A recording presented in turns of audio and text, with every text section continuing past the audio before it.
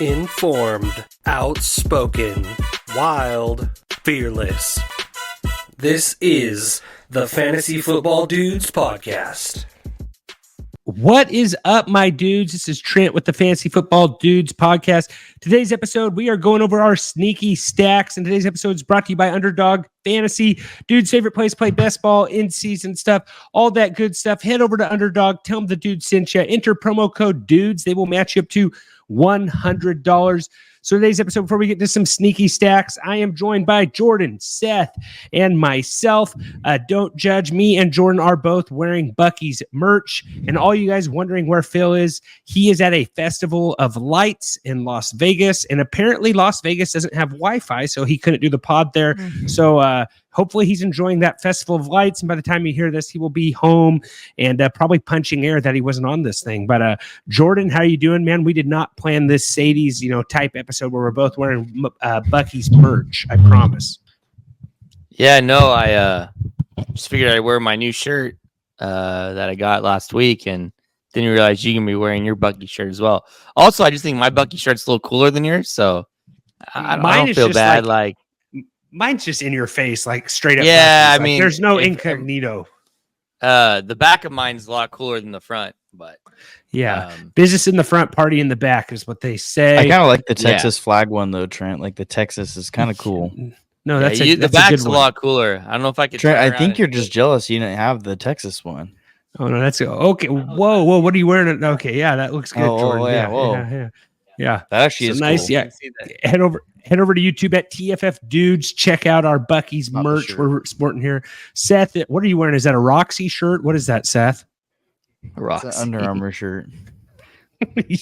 Striking me as a Roxy guy, but yeah. So no Phil, but we will do our best. Entertain you guys. Thanks for tuning in. All that good stuff. Remember to like, subscribe, all that stuff. CMC Jordan. Calf injury, it's back. Those things kind of linger. I think it's early enough that we don't need to hit the panic button, though, right? I don't. Well, I hope people do hit the panic button. That's what I hope. You're hoping for drafts. Maybe he'll fall a little bit. Fall a little bit in drafts. People will start to get worried. I don't think it's that big of a deal. It's hard to know because they're going to sit these guys with anything minor. They're just going to sit them, right? Yeah. Missing 2 weeks of practice isn't ideal, but it's just hard to. I don't want to read too much into anything, Don't want to read too much. The cool one, the knee one. Same thing. Don't want to read too much into it, but I mean maybe he'll fall a little bit. Saying that Cooper Kupp's offense. Yeah, Cooper Kupp's what? Yeah. I think Cooper Kupp's going to go up, and I don't know if Puka's going to drop, but I mean it might be kind of hard. He will drop a little bit, I would imagine, but maybe not, Seth. You guys, listening to this, we are recording this on a Tuesday night. This will release on Thursday. So if we're a little behind the news, we won't get too much into the news. That's just kind of the stuff that's trending right now at the moment. Let's hop into these sneaky stacks here, brought to you by Underdog. And Jordan, this is more of a best ball. You could do this a little bit in redraft, but this is more aimed towards best ball. It's kind of what we were talking about, I would right? say it's more aim. I think there's information that can be gleaned, from for redraft stuff, like guys late. But obviously, you don't have to stack and redraft, right? You don't have to. It can be nice at times, but it's not something you have to. I personally think in best ball to win, you kind of have to stack. And but I think these are good, for redraft info, good QB2s in a super flex league or just late, kind of receivers, flyers. But I think for best ball formats, they're good, kind of cheap stacks, not even sneaky, cheap, ones that aren't going to cost you much draft capital. Yeah. So we'll bounce it out over to that. And I'm going to be quarterbacking this thing with Phil on hiatus. And so bear with me. Today's stack. So I'm going to go to you first, Jordan, with your first stack that you want to share. You can knock out whichever one you want, but go with your first stack. Then I'll go to Seth, and we'll go to myself. Then we'll go back. I'm not going to be throwing around randomly like Phil does quite as much. It should be a little bit more reason for the madness. Yeah. I'm going to go Jaden Daniels with my first one. I've talked a lot about Jaden Daniels, the Commanders. as a whole last month or so. I really like where you can get them. The back half maybe is like your stack 2 in best ball. And then you compare him with like McLaurin, who's not, he's probably what, 5th round, Trent? 5th, 6th round is kind of where you've been seeing McLaurin go. Yeah, I would say he's around there. Yeah, so McLaurin 5th, 6th, or I like Luke McCaffrey for real cheap.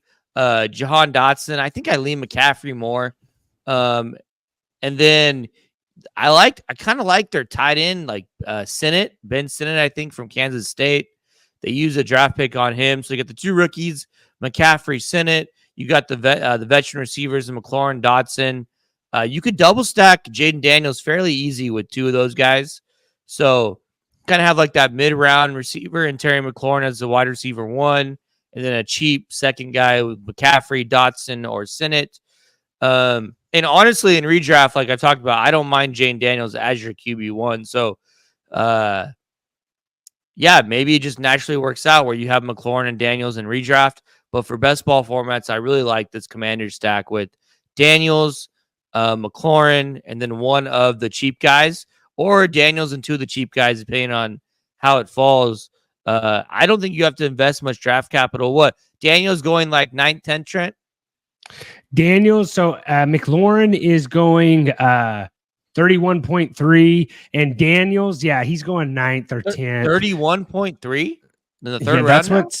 That's what 2024 Best Ball Rankings Fantasy Pros with 4 sources, which are BB10, RT Sports, Underdog, and Drafters. So right here, maybe I'm not on PPR. That would be a big problem to not have that. I'm not sure. Best ball is always PPR, right? Usually. Yeah. Well, it depends on where. He's wide receiver 32. You're saying it's wide receiver 31, overall 56. Overall 57, but over here on the right, where his average draft spot between all of them. That's receivers only, though, Trent. Okay. Yeah. So 57, fifth round right there. 5th round. Mm-hmm. So yeah. I don't hate it. The rushing upside of Daniels. I know you like Eckler, and I'm a McLaurin fan. We don't know what's going to happen with Dotson or McCaffrey, like you've said. I'm leaning Dotson. We talked about that last week, but it's hard when you do these best ball drafts or even like mock drafts to not like want to walk away or like wait till Jaden Daniels, because there's just so much potential there with that rushing quarterback, and he's going late in drafts. He's going really, really late. 9th, 10th round. Yeah, so it's like a lot of guys are saying they want to we always kind of our one quarterback show is kind of how we do things. But a lot of guys like I'm seeing on X are like, I would love to get this quarterback, and then I want to stack him with Daniels. Like everybody who's getting Daniels is stacking him like Daniels as a backup in case the other guy doesn't work out. Like that's a lot of stuff I'm doing with I'm seeing on X. Like I did one post like, are you in or out on Aaron Rodgers? And there's like 2 or 3 guys that said yes, but I'm going to pair him with Jaden Daniels in case he gets hurt again. So like that's a weird, common theme. Okay. It's a common theme that what people are saying on there, but both of those guys are kind of going in the same spots in drafts. Well, Aaron Rodgers, really? Aaron Rodgers, let me look. I have it pulled up right now. I had another guy say, I did it in or out with Dak Prescott, and someone said the same thing. Yeah, I want to stack him with Jaden Daniels. So maybe it's just guys that want young. Yeah, so just as like an insurance policy, I'm not sure if I'd really want to like outstack or like have him as an insurance with Dak, though. I feel like Dak is like a fine fantasy QB, to be honest with you. Yeah. Like in terms of fantasy, like you shouldn't be disappointed if you have Dak. No, I mean, I'm never going to advise anyone to draft 2 quarterbacks. So there you go. That's my thoughts on that. I think the same thing too. But yeah. So, and we do have a mock draft coming later this week. Sorry, we missed that last week. But okay, Seth, who do you got here?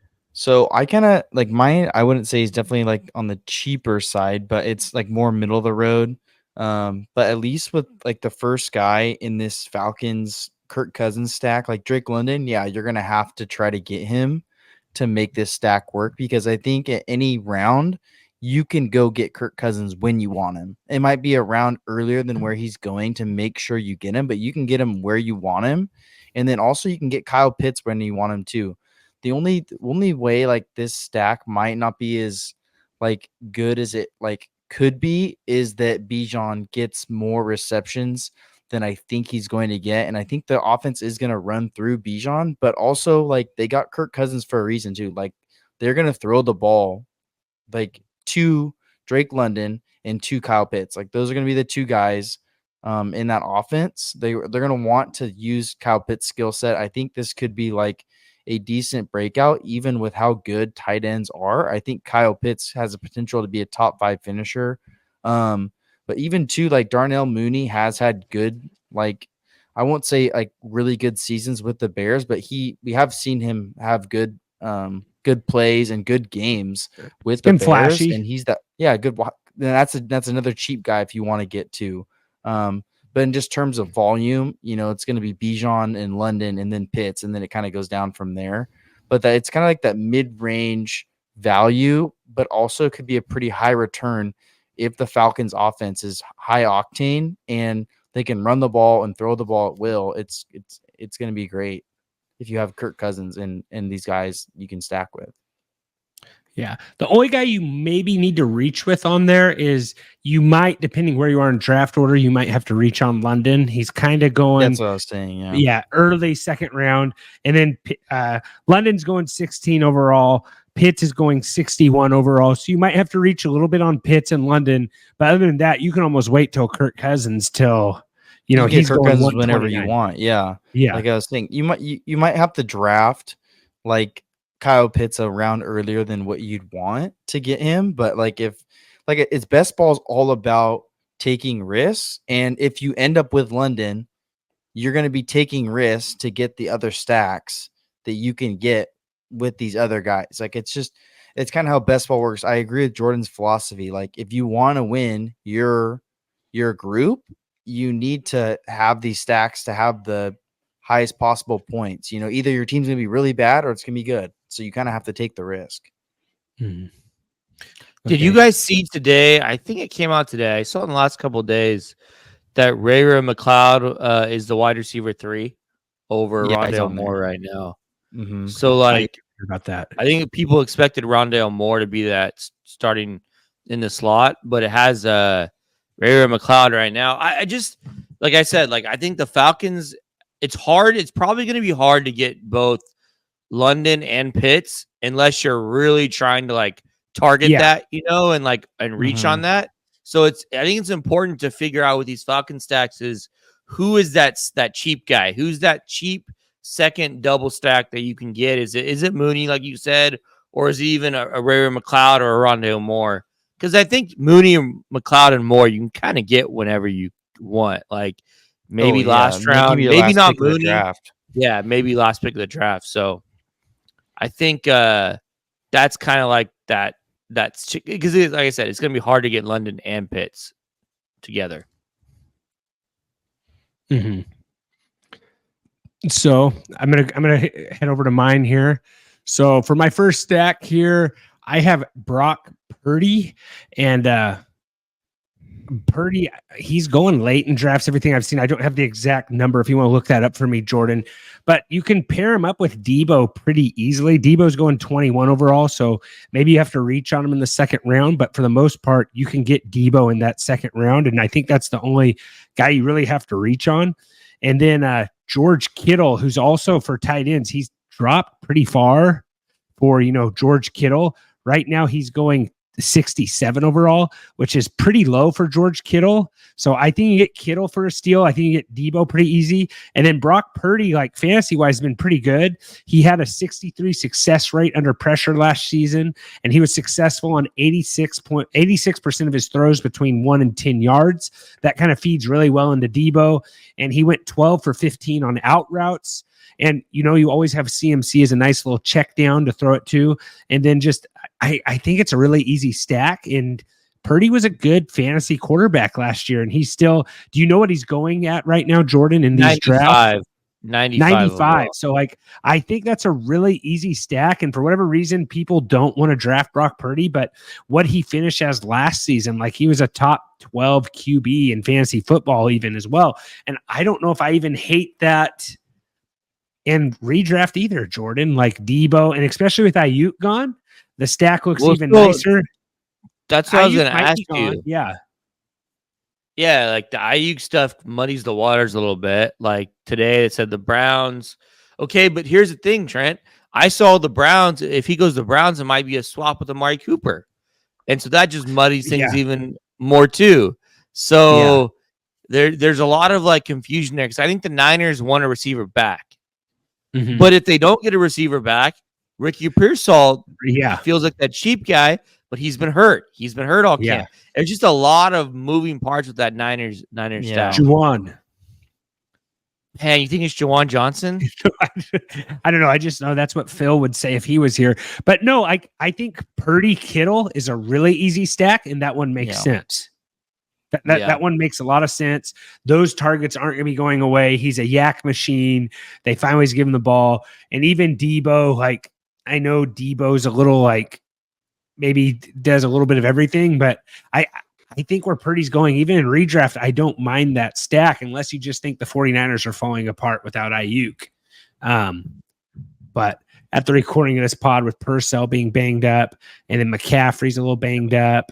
Just at the recording of this pod, we got the news that the Patriots were out of the running. They were done. Yeah, Patriots are out of the running. And it sounded like the Patriots were willing to pay Ayuk the most money. The deal was completed, but Ayuk didn't want to go there. Yeah. You think he's trying to just weasel his way into Washington? But then, like, I don't know how. Trade? Dotson? Yeah, I don't. That might be interesting. They could probably get Dotson for, that'd be pretty cheap, but maybe they don't want I don't to. know. I don't know how it's going to work out.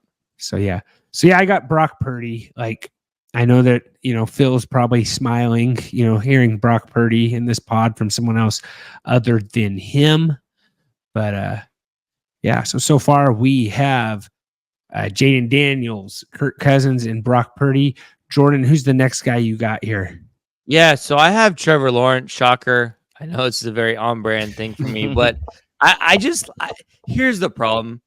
I just like where he's going. I like how I think the Jaguars offense is going to be solid. And I think we get a bounce back from Trevor Lawrence. And I just like where he's being drafted. You're telling me he's QB 16, 112 overall. And then there's some guys. Like I think there's the two obvious ones. You have Evan Ingram, tight end 770 overall. And then you have Christian Kirk, who I think is going too late. With Calvin Ridley gone, I know they have Brian Thomas and Gabe Davis, who I'll get to, but I think Christian Kirk was going to be the guy there. 55 overall, wide receiver 30. So it's a pretty easy to get like Trevor Lawrence, one of Christian Kirk or Ingram. I think you can get both. Both is doable, but I think if you get one of those guys, and then you add a second cheap guy. You add one of Brian Thomas, and you add or Gabe Davis. Brian Thomas going a little bit ahead of Gabe Davis. He's going 98 overall, wide receiver 47. Gabe Davis is going at 139 overall, wide receiver 61. So I mean that's pretty down there. I think my favorite pairing is like Christian Kirk, Evan Ingram, but I also like the Brian Thomas, Evan Ingram, Trevor Lawrence pairings too. The only ones that I don't like together is Brian Thomas and Gabe Davis because I kind of think only one of those guys gets there. So I don't necessarily like the two of them together because I think it's going to be hard for the two of them to get there on their own. But I do like the one of Christian Kirk, one of Evan Ingram, plus one of Brian Thomas or Gabe Davis, whichever Lawrence. Yeah. Gabe Davis and Brian Thomas, maybe they're a little bit similar almost. I wouldn't even say similar. I just think that I feel very good about Christian Kirk and Evan Ingram being the 1-2 in the passing targets, Yeah. And then it's going to be one of Brian Thomas, Evan Ingram.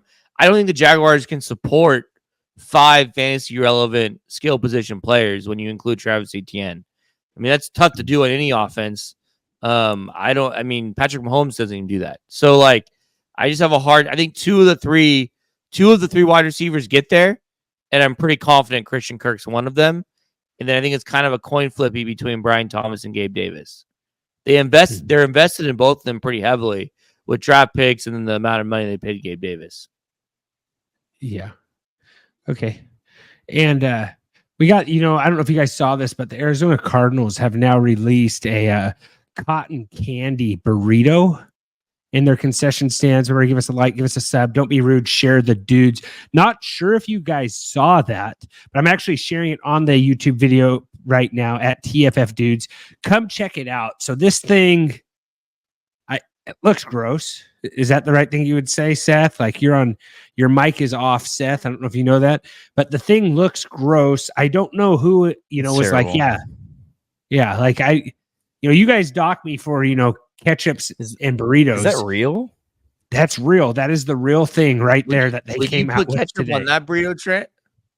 No, but Trent would smash that with the ketchup. This thing has blue cotton candy wrapped around pink cotton candy, and I'm seeing M&Ms. Looks like some Fruit Loops. Yeah. Sprinkles. Maybe some chocolate syrup in there.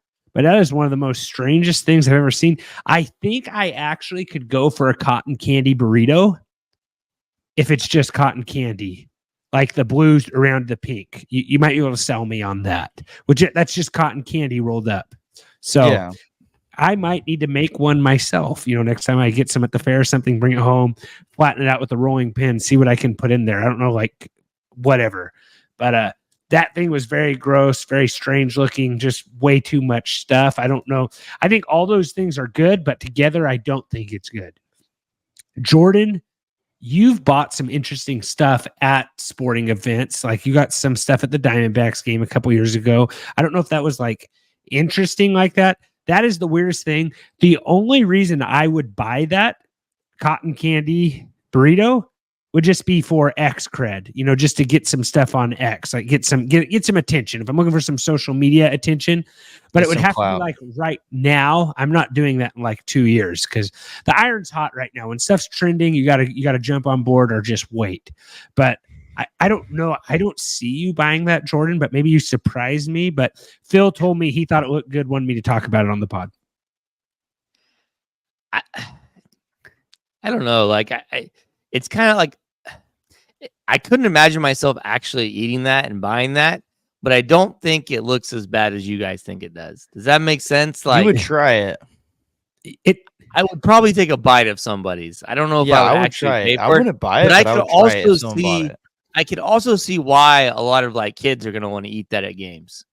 So yeah, but like my kids, I think I would tell them like, hey, you can just get some cotton candy and a bag of Skittles or M&Ms. Well, Trent, you were overestimating the responsibility of adults. Trent, this is America. I would love to see how many of Trent, those things sell.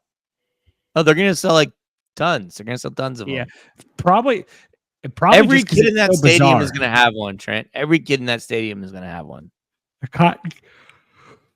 That thing is crazy looking. I can't even how they roll it. I watched it on Trent. I'm just going to tell you right now.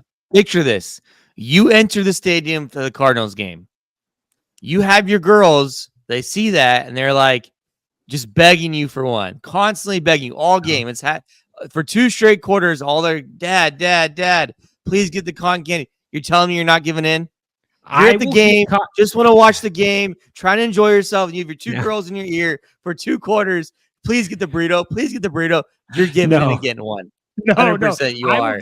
I will get the cotton candy because I'm a cotton candy guy. I'm not getting. Here's the problem with cotton candy in kids under the age of 8 is it is incredibly sticky, and like under the age of 6, it's like you're basically like anything they touch is just completely gooey for the rest of the day. So this is an absolute gooey mess. Like that stuff is like sugary napalm once it touches saliva. And that's the problem with it. And as much as I like it, I don't think I'm giving this to my kids. Like, I will give them a bag of cotton candy, What if your kind of kids feed them were like a little mama bird, dropping it in their mouth.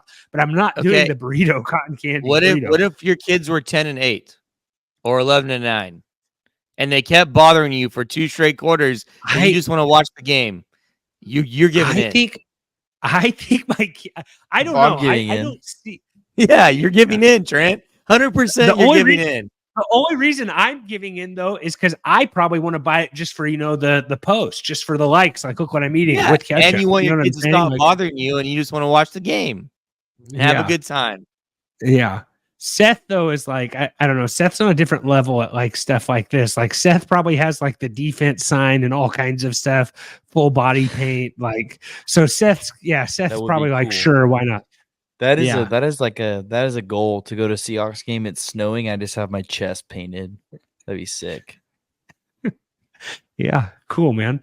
Okay, so next here on the list we have what do we? I don't know what to say. It's me. I'll go. It's you. Yeah. What do you got, Seth?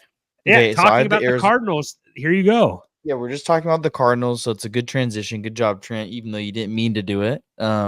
Anyways, my stack is Kyler Murray. Kyler Murray's ADP is 55, okay, according to Fantasy Pros.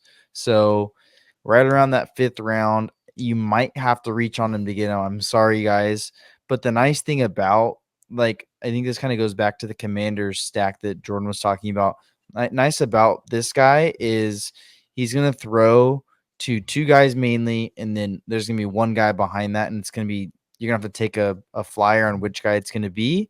But the nice thing about Kyler Murray is his running upside. He's going to run a lot. He's going to do things with his legs. He's going to run in touchdowns. He's going to get yards. So that's the nice thing about him. He's a good fantasy quarterback, but you probably are going to have to reach for him, unfortunately. But if you don't get Marvin Harrison, you can always reach for Trey McBride. Trey McBride, what is that? 58. He's going ADP's about 58. So right around Kyler Murray, unfortunately. So you'll have to get him pretty much immediately after.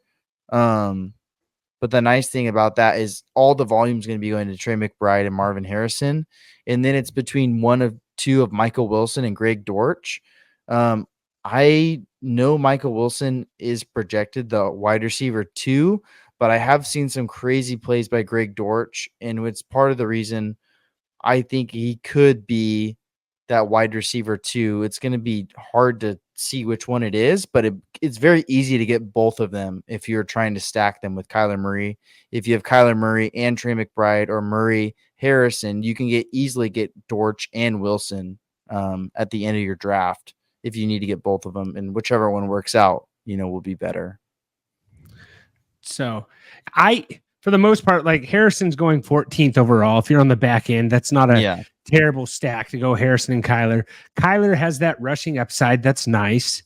And then Michael Wilson, the one you're going to really have to reach on, you might not be able to get Marvin Harrison. I did this. That's what I was saying. If you can't get Harrison, you got to get, if you have Murray and you can't get Harrison, or if you didn't get Harrison, you got Murray, you have to get McBride. You have to.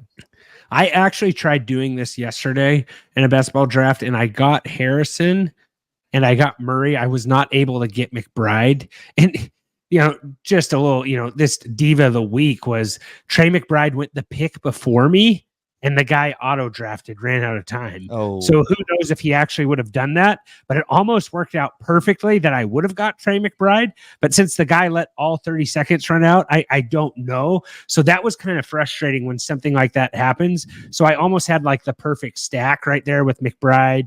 But yeah, you might have to reach like a round early on McBride, but back end of drafts, you can get like a really good running back in the first round, get Harrison in the second, McBride, third if you want to reach on him. And then I think you get Kyler Murray. At that point, I think people might let you have Kyler Murray if you have those 2 guys, if you have McBride and Harrison. Yeah. But yeah, I ended up stacking Kyler Murray with Harrison and Michael Wilson, and I threw Dortch in there for good measure. So that's what's nice about their wide receiver 2 and 3. You can get them whenever you want. You can get both of them, because I think it's it's yet to be seen which one is going to be that third guy. I'm kind of getting higher on Marvin Harrison, Jordan. I know I'm like the anti-rookie wide receiver guy, but he is kind of like, I don't know, just the stuff I'm hearing in camp and stuff like that. But the guy who's shocking me more almost, and I almost made this a stack, was Neighbors.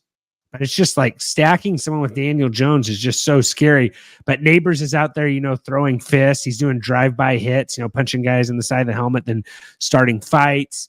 But Neighbors is making some crazy plays. Like, I don't know. Like, I saw a guy on X. I know you guys get annoyed when me keep bringing it up, but he said, like, it's to be really hard in drafts this season with only 2 players available, Brandon Ayuk and Malik Neighbors, because that's literally all people are talking about in the media right now is Malik Neighbors fights, Malik Neighbors going over the top catching passes, and then Brandon Ayuk, where is he going to go? But I felt like that rang true right there.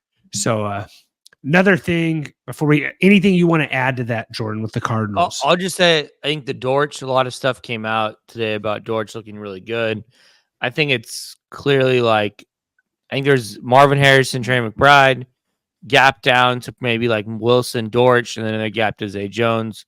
My question would be, Seth, is you're saying that you're okay with like Kyler Murray and then both Wilson and Dortch? And no Trey McBride and Marvin Harrison? No, I'm saying you have to have need one either of McBride or Harrison, and then you grab very the other similar two. to what I was saying with Trevor Lawrence, where you need one of Kirk or Ingram. Yeah. Mm-hmm. Yeah. I think if you're doing this stack, I think you need to grab Dortch and Wilson, just because I don't know which one's going to be the guy. Like, I don't know, or that number 3. But I mean, yeah, I also think you can just gamble on and try to gamble. For sure, on you which can just one gamble is or just go by preference, right? Yeah. Sure. But this stack is possible to get all 3 main guys, though. Yeah. Whereas I think some of the other ones could be harder. Yeah, I mean, Neighbors is stud, so it's hard with Neighbors because I don't trust Daniel Jones at all. Yeah, exactly. So, exactly. It's just hard. Like, I trust. Man, I guess it's tough. Like, who do you trust more?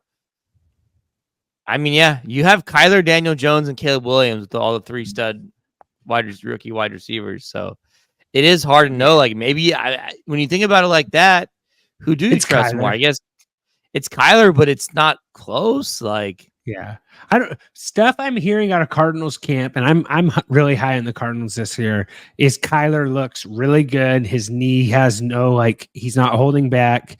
Gannon really likes him. Like, I think the Cardinals are a sneaky team this year. Like, and you can get Trey Benson for pretty cheap. Like, I know that I'm a James Conner fan. He's good. He had a good season last year. I think he had his best yards per carry in his career last season, but he's never played a full season. So like Trey Benson's a really good handcuff. We're going to get both those guys in that backfield. But yeah, I'm really excited with what the Cardinals are going to do this year. I think they'll be really good. And we made a buck bet on that last week between Cardinals and Seahawks. All right, going to my last one here. Then we'll kind of have some honorable mentions where we'll kind of spitball them a little bit. But this one here, like, I'm getting higher and higher on this. And a lot of people, like, I put this out, on socials, like, are you drafting, are you in or out on Justin Herbert? People are not in on Justin Herbert. They want nothing to do with him. I don't know if it's the inexperienced pass catchers he has or just he was so bad last year, but I think we need to give Justin Herbert a break. He had 2 hand injuries last year. His offensive line was horrible. And, they brought in Alt for right tackle. Slater should be better. I think he's going into year 3. So I think those 2 guys alone, Slater being another year under his belt, Alt on the other side of the line, I think that's to make the offensive line way better. He was under pressure a lot. It's just, who do you stack Justin Herbert up with? And I have some, I have Ladd McConkey. And Ladd, he lined up actually 69% of the time on the outside at Georgia. He finished 80th percentile versus man coverage. He's kind of comparable to like a Tyler Lockett, but with the yak ability. But I don't think I'm saying all this. He's not lining up in the outside. It's just to show you what he could do to SEC defenders. He's going to be a slot guy, but I think he's going to be really good. And, You can stack him with Josh Palmer easy and Will Disley. Like Josh Palmer's going 117 overall. Ladd McConkey's going 85 overall. And Justin Herbert, I'm not sure exactly what he's going overall, but he's going really late too. And my team that I had with Kyler Murray, I actually had I had Justin Herbert as my second QB and I stacked him with Palmer and guys like that. It wasn't that hard. I even got Ladd McConkey. Justin Herbert's going 123. So this whole Chargers offense, I feel like, is very undervalued. It should be very good. The only worry I have is, being a fellow plantar fasciitis survivor, is Justin Herbert has plantar fasciitis right now, and that can be really bad. He's getting good treatment though, but I'm expecting a huge bounce back for Justin Herbert. Like, people loved Herbert last year. I know he lost his receivers, but I think he's going to be okay. I don't know what you guys think about Herbert, but I feel like that's a pretty sneaky stack, and I'm excited to see him bounce back with just the offensive line and maybe not having two hand injuries on his throwing hand last year. He should be a lot better. I like Herbert quite a bit. It was hard because we were so high on him that 1 year, and then it just complete bomb. I think it's working past the disappointment and realizing that you can buy low and hit high on this stack for sure. And I think he's just going to have a little bit more stability with Harbaugh and the offensive line. I really think it's going to be better. Pieces is what? Ladd McConkey and Josh Palmer? I'd say Ladd or Josh Palmer, but you can get both of them very easy. And then tight end, Will Disley. Like, he's shown, Seahawks guy. He's had some big games. He always gets hurt, but that's a real easy stack. You get those guys all super late. So I think we're all sleeping on Herbert. I think he's going way too late in drafts, but I'm kind of trying to walk away with Herbert or Kyler Murray. Like, who do you think has a better fantasy season this year, Kyler Murray or Herbert, Jordan? Like, I think they're both kind of bounce back players. Kyler probably. Just rushing Kyler. Ability. Yeah, it's tough though. That's close. I don't know, Herbert. I mean, Trent, we were talking about Herbert being a top 5 fantasy quarterback a couple years ago. Maybe last year. Maybe that was last year.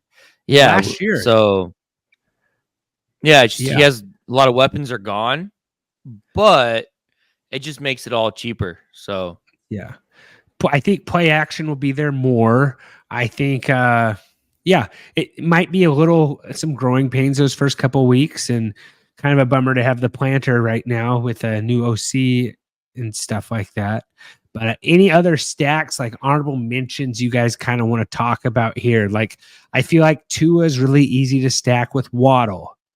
I feel like Jordan Love's really easy to stack with any of those guys.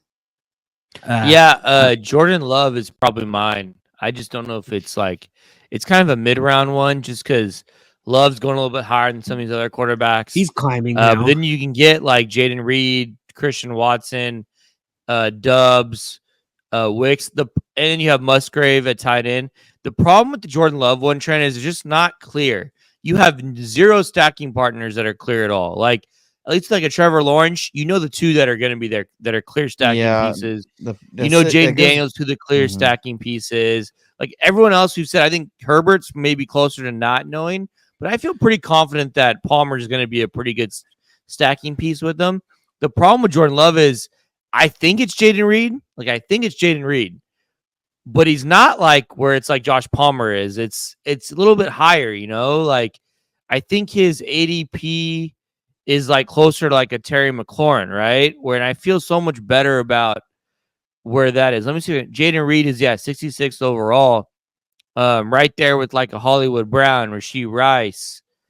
So I feel better about Jaden Reed, but it's just not clear, It's not really clear who his stacking pieces are. Yeah. I think Musgrave's good. I do think Musgrave is very clear to me. Yeah. Another one that's kind of easy and he's falling. It's just if you can get his first guy is Joe Burrow. And Chase is kind of one of those guys you might be able to get him in the first round. It's real easy to stack him with Burrow.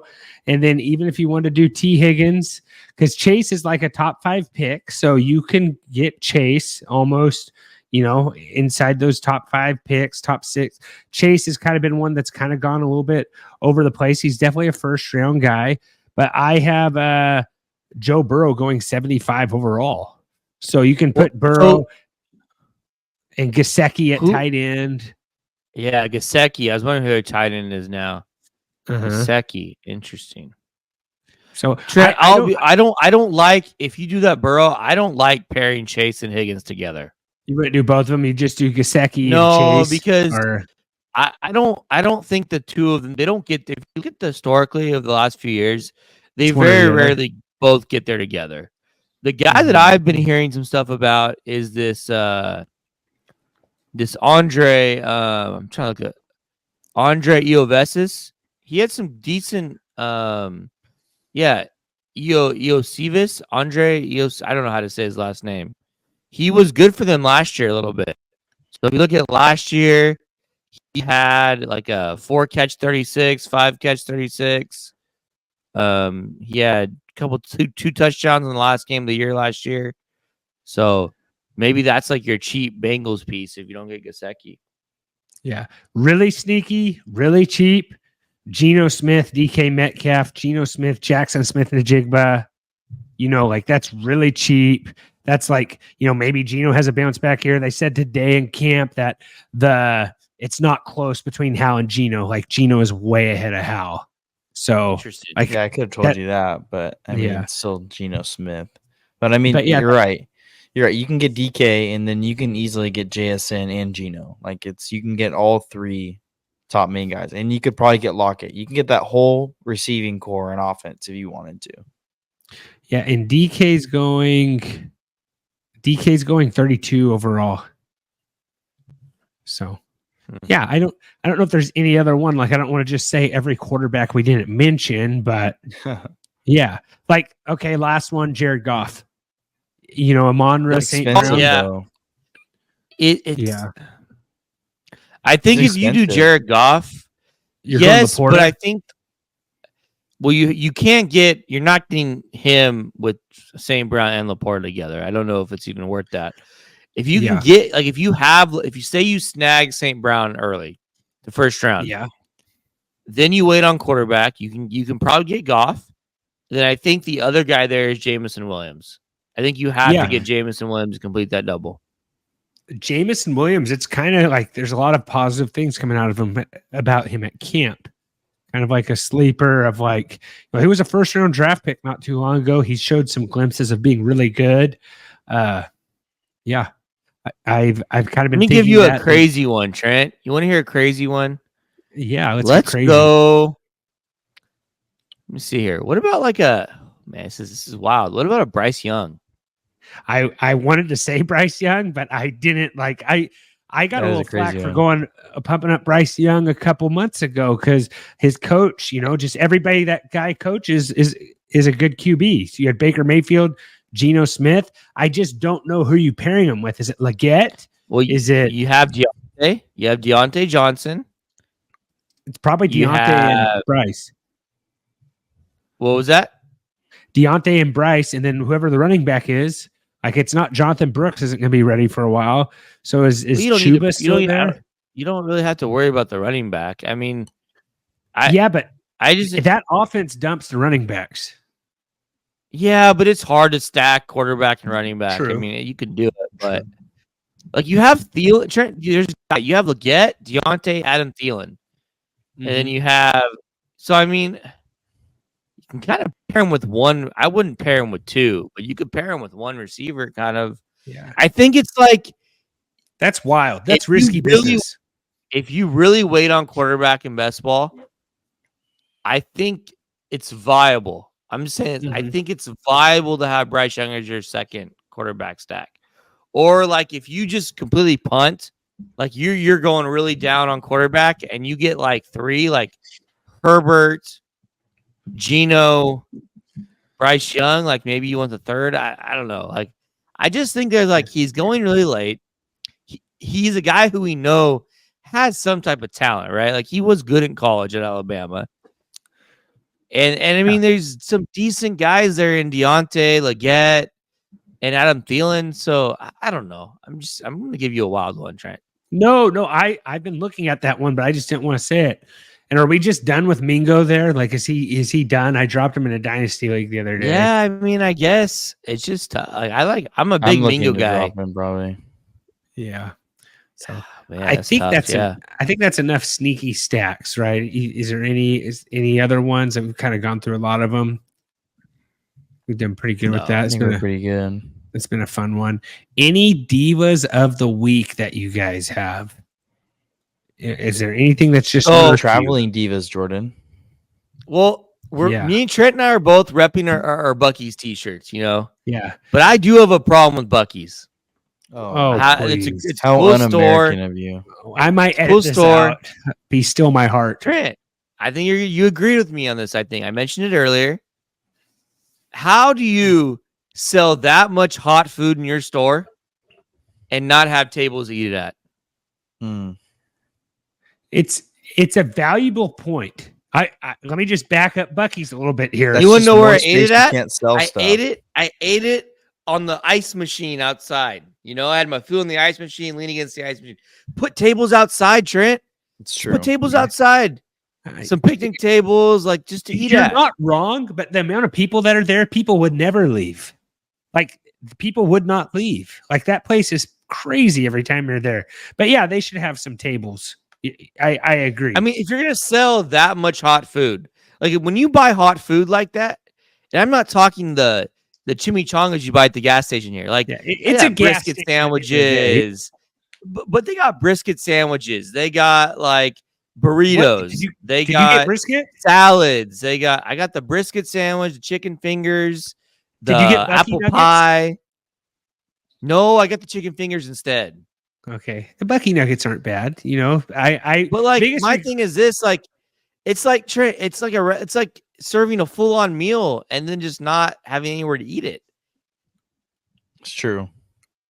I agree. Probably because they think most people are just going to eat it in the car. Is my guess. Yeah. I don't know. And I wasn't the only one who thought. One guy, as they were eating in the car, he got out to throw his stuff away, saw us eating, leaning against the ice, and was like, "Man, they really got to put tables out here." I mean, I think the demand is there for tables. It's a. We'll The take in the demand is sponsorship, definitely there. Bucky's. Come on. Yeah. We're matching here for goodness sake. Seth, We'll record at a Bucky's. Seth, have you been to Bucky's? No, I need to go. I've driven by it and I didn't stop because I didn't. Wow. There wasn't no hype behind it yet. No, I went to the When you see a largest gas one, station, largest you one in the stop. world. Yeah, I drove. I got was on serious Bucky. I got I was serious driving a truck Bucky back from envy San right now. Antonio, and I drove by one, and I wish I stopped, but I didn't. Yeah. You will kick yourself about that for the rest of your life. Probably. All right, Seth, do you have anything? I don't have any right now. I can give a second one, Trent. No, I feel good about it. Go I for it. kind of want to call you out, Trent. I kind of want to call What you did I out do? here. What did I Yeah. do? Oh, please don't. Yeah, go for it. You kind of tried to call the NBC out for having too many commercials about the Olympics. It's terrible. On delay. Here's why you're the diva. It's 2024. Why are you watching the Olympics on delay? Because I am not allowed to watch the Olympics at work, so I watch it when I get home with my kids. Here's and why I I'm go, calling BS on that. It's why I'm calling. I know that you watch March Madness at work. Yeah, during the NCAA March tournament. Madness is, And I March know is a less busy during the time of year at Masters, my work. And I know It's during the less busy Masters, those times. during the golf tournaments, the majors, it's not on. Trust me, when you have a cooler full of, when you have 500,000 pounds of peaches coming through, our bosses don't like seeing sports on the television for whatever reason. But yeah, Masters and we had World Cup on, but that was when it was in the fall. So it's a little different. Yeah. We usually don't have TVs on. And it doesn't help. There's been some guys have had it on computers and stuff like that. We don't put it on the TVs though. But here's my problem. That's true. You're right.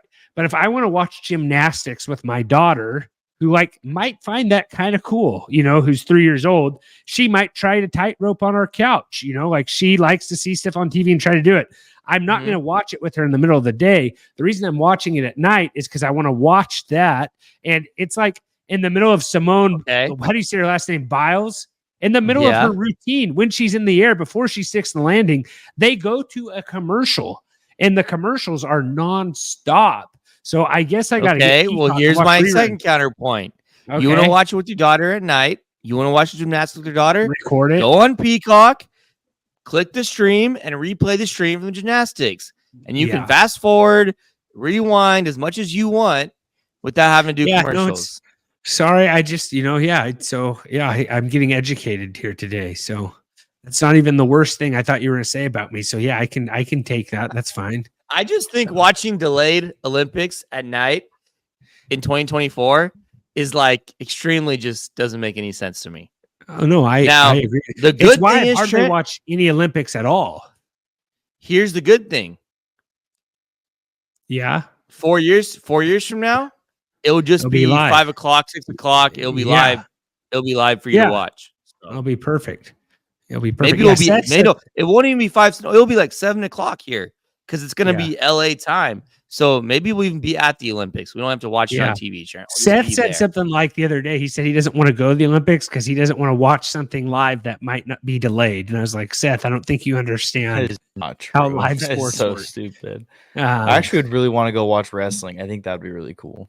So I have right here my diva of the week. I just have hotel check-in times and check-out times.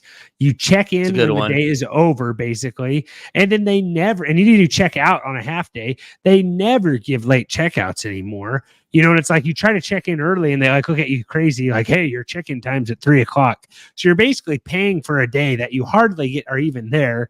And then they make you check out super early too.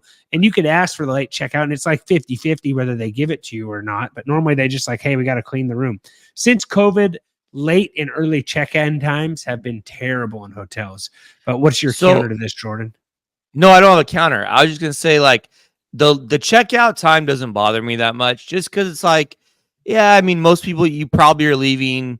You want to leave by noon anyways. It's the check-in. The check-in bothers me because like if you have an early flight somewhere and you fly in at 8 o'clock in the morning or 9 o'clock in the morning, what are you supposed to do you kind of got to drop your bag even if you rent a car, like you still want to go to the hotel after a flight. And what if you took a red eye, and you left at 10, like the check-in times bother me. I get why they have to clean the room, but I do think, Trent, if you have a membership to a hotel chain, like if you're a Hilton member, Hyatt member, they usually are pretty good with the early check-in, late checkout. Yeah, Seth has like a Ramada VIP deal or something, but I can't remember all that what was said with that.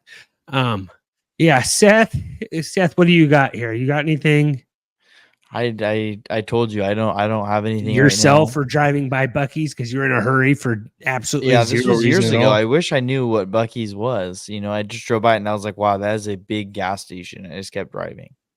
Yeah, you can't. He just saw those neon lights and just in the line of cars and just figured, wow, what are those stupid people? It was kind of late too. It wasn't like it was. It's never too late for Buc-ee's, Seth. Never. It's true. I could have ate dinner there. What was I thinking? It's true. Yeah, and stood in your car or something. All right. Well, hey guys, I think that does it. Thanks for tuning in as always. Remember, don't be rude. Share the dudes, really helps us out. And we will see you next time. And as always, take care. This has been another episode of the Fantasy Football Dudes podcast. Remember to rate, review, and follow. For more information, go to www.thefantasyfootballdudes.com. And remember, we are sorry for absolutely nothing.